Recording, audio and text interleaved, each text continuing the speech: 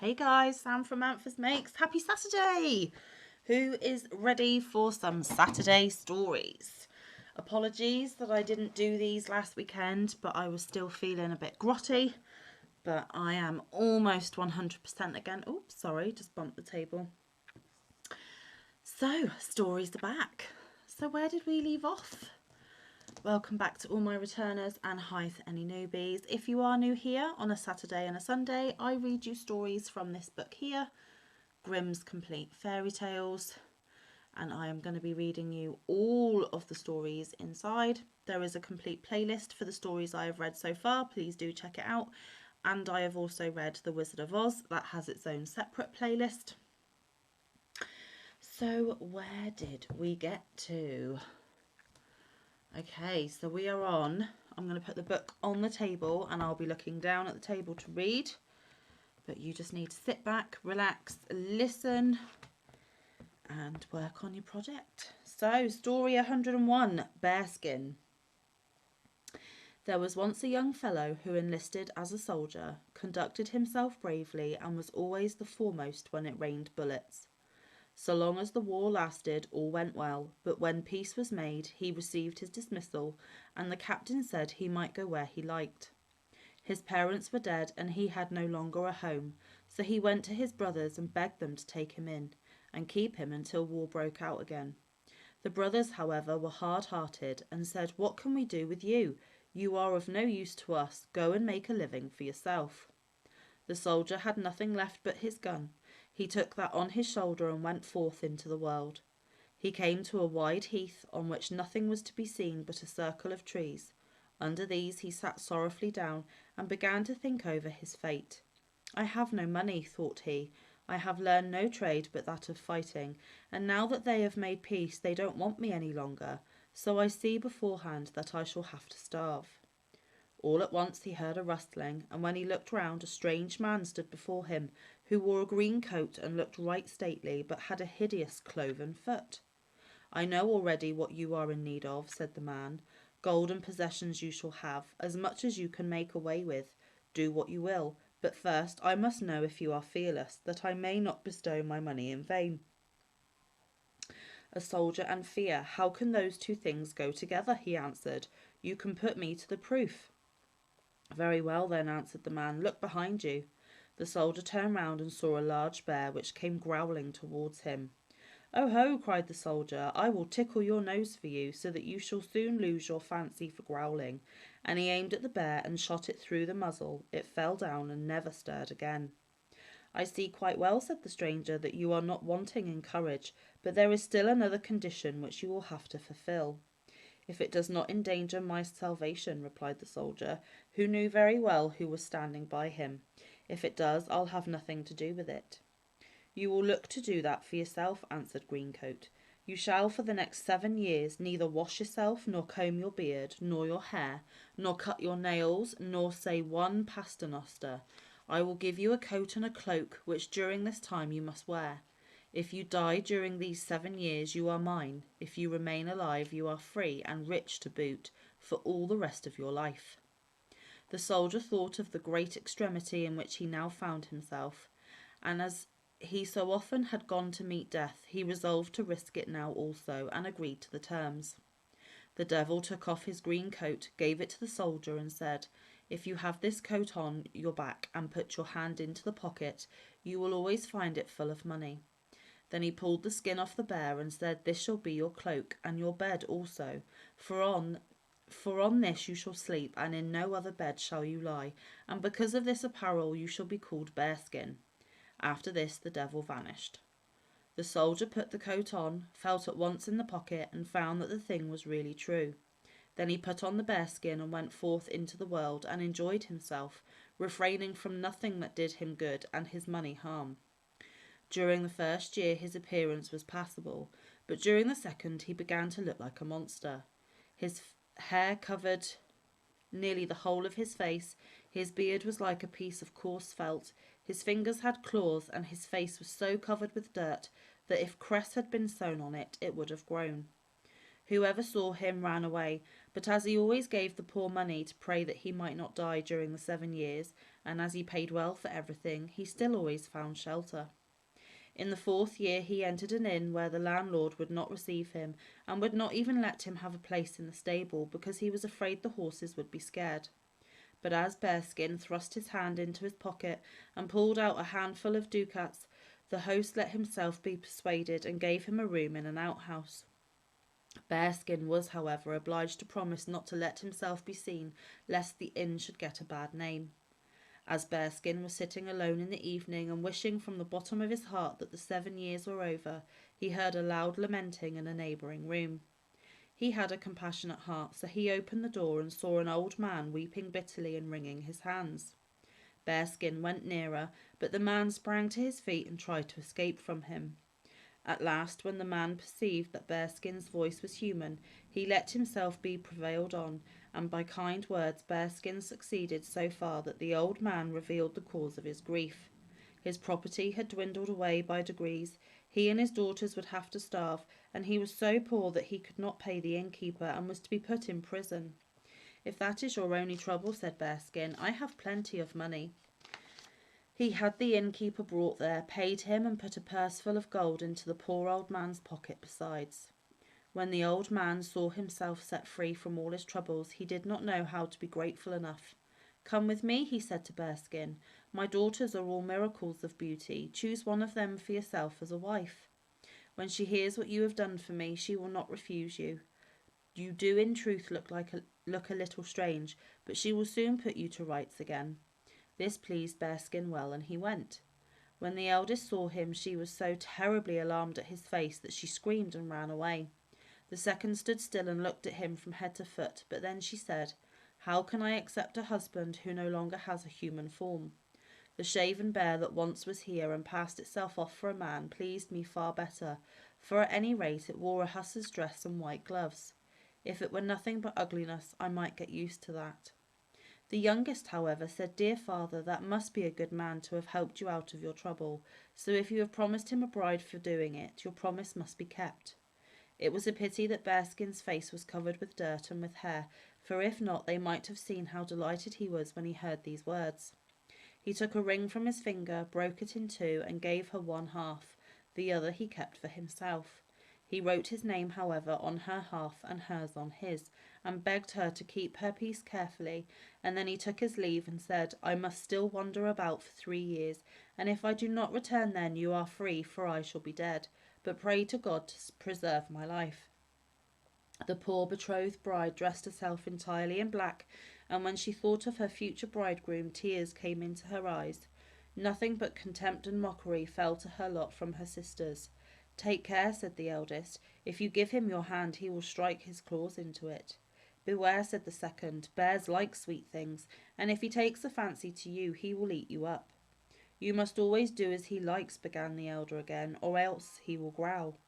And the second continued, "But the wedding will be a merry one, for bears dance well." The bride was silent and did not let them vex her. Bearskin, however, travelled about the world from one place to another, did good where he was able, and gave generously to the poor that they might pray for him. At length, as the last day of the 7 years dawned, he went once more out onto the heath and seated himself beneath the circle of trees. It was not long before the wind whistled, and the devil stood before him and looked angrily at him. Then he threw Bearskin his old coat and asked for his own green one back. "We have not got so far as that yet," answered Bearskin. "You must first make me clean." Whether the devil liked it or not, he was forced to fetch water and wash Bearskin, comb his hair and cut his nails. After this he looked like a brave soldier and was much handsomer than he had ever been before. When the devil had gone away, Bearskin was quite light-hearted. He went into the town, put on a magnificent velvet coat, seated himself in a carriage drawn by 4 white horses, and drove to his bride's house. No one recognised him. The father took him for a distinguished general, and led him into the room where his daughters were sitting. He was forced to place himself between the 2 eldest. They helped him to wine, gave him the best pieces of meat, and thought that in all the world they had never seen a handsomer man. The bride, however, sat opposite to him in her black dress, and never raised her eyes nor spoke a word. When at length he asked the father if he would give him one of his daughters to wed, the 2 eldest jumped up and ran into their bedrooms to put on splendid dresses, for each of them fancied she was the chosen one. The stranger, as soon as he was alone with his bride, brought out his half of the ring and threw it in a glass of wine, which he reached across the table to her. She took the wine, but when she had drunk it and found the half ring lying at the bottom, her heart began to beat. She got the other half, which she wore on a ribbon round her neck, joined them, and saw that the two pieces fitted exactly together. Then said he, I am your betrothed bridegroom, whom you saw as Bearskin, but through God's grace I have again received my human form and have once more become clean. He went up to her, embraced her, and gave her a kiss. In the meantime, the two sisters came back in full dress, and when they saw that the handsome man had fallen to the share of the youngest, and heard that he was Bearskin, they ran out full of anger and rage. One of them drowned herself in the well, the other hanged herself on a tree. In the evening someone knocked at the door, and when the bridegroom opened it, it was the devil in his green coat, who said, You see, I have now got two souls in the place of your one. Okay then, the next story is story 102, and it is called The Willow Wren and the Bear. Once in summertime, the bear and the wolf were walking in the forest, and the bear heard a bird singing so beautifully that he said, Brother Wolf, what bird is that? What bird is it that sings so well? That is the king of birds, said the wolf, before whom we must bow down. It was, however, in reality the willow wren. And I cannot pronounce that word that it says. I'll show it to you.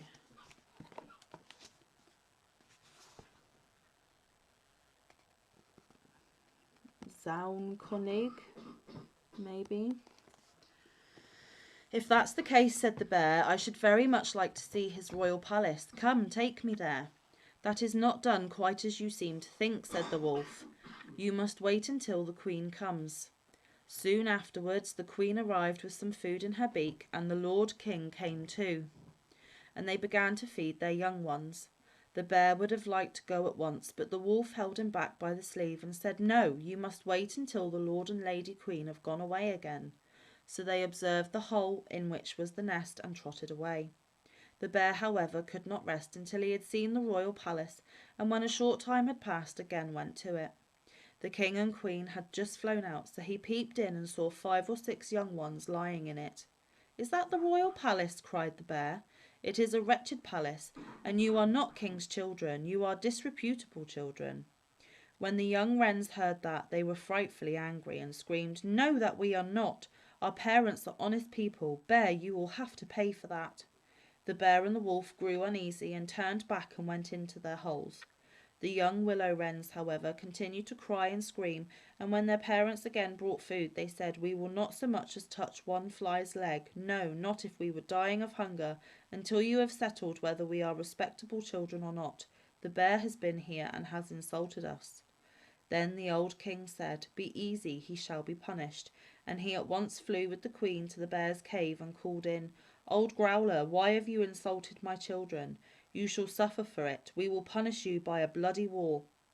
Thus war was announced to the bear, and all 4-footed animals were summoned to take part in it. Oxen, asses, cows, deer, and every other animal the earth contained. And the willow wren summoned everything which flew in the air, not only birds, large and small, but midges and hornets, bees and flies had to come. When the time came for the war to begin, the willow wren sent out spies to discover who was the enemy's commander-in-chief. The gnat, who was the most crafty, flew into the forest where the enemy was assembled, and hid herself beneath a leaf of the tree where the watchword was to be given. There stood the bear, and he called the fox before him and said, Fox, you are the most cunning of all animals. You shall be general and lead us. Good, said the fox, but what signal shall we agree upon? No one knew that, so the fox said, I have a fine long bushy tail which almost looks like a plume of red feathers. When I lift my tail up quite high, all is going well, and you must charge, but if I let it hang down, run away as fast as you can. When the gnat had heard that, she flew away again and revealed everything with the greatest minuteness to the willow wren. When day broke and the battle was to begin, all the 4-footed animals came running up with such a noise that the earth trembled.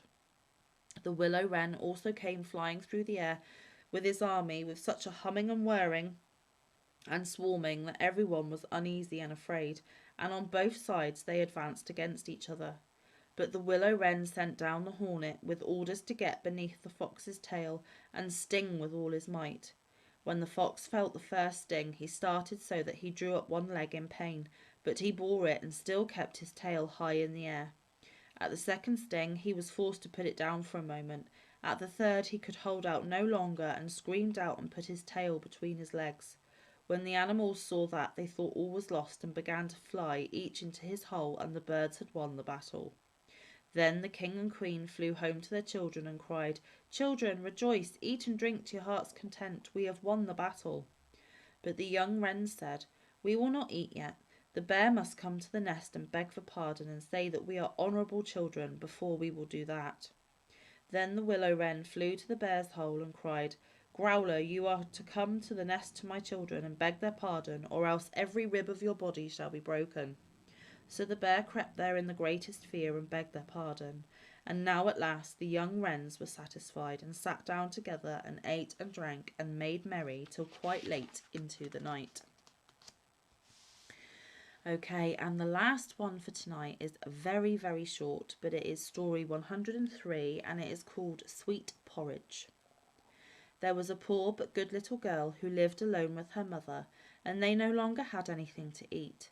So the child went into the forest, and there an aged woman met her who was aware of her sorrow, and presented her with a little pot, which when she said, "Cook, little pot, cook," would cook good sweet porridge, and when she said, "Stop, little pot," it ceased to cook. The girl took the pot home to her mother, and now they were freed from their poverty and hunger, and ate sweet porridge as often as they chose. Once on a time, when the girl had gone out, her mother said, "Cook, little pot, cook," and it did cook, and she ate till she was satisfied, and then she wanted the pot to stop cooking, but did not know the word. So it went on cooking, and the porridge rose over the edge, and still it cooked on until the kitchen and the whole house were full, and then the next house, and then the whole street, just as if it wanted to satisfy the hunger of the whole world, and there was the greatest distress, but no one knew how to stop it. At last, when only one single house remained, the child came home and just said, "Stop, little pot," and it stopped and gave up cooking, and whoever wished to return to the town had to eat his way back. So there we have it, guys. Those were your 3 stories for today. I hope you are having a wonderful weekend, and I hope you continue to have a wonderful weekend. I will, of course, be back tomorrow for some more stories. I will be dressed exactly the same because I am going to stop filming this one and start filming the second one, and there will probably be a couple of videos where I'm wearing the same thing also because I am taking the opportunity to batch record. So, like I said, enjoy the rest of your weekend. I will see you tomorrow for more stories. So until then, stay safe, be kind, look after one another, get some good quality time in with your loved ones, and get some good quality crafting time in. I will see you in the next one or around the YouTube streets. Love you guys. Bye.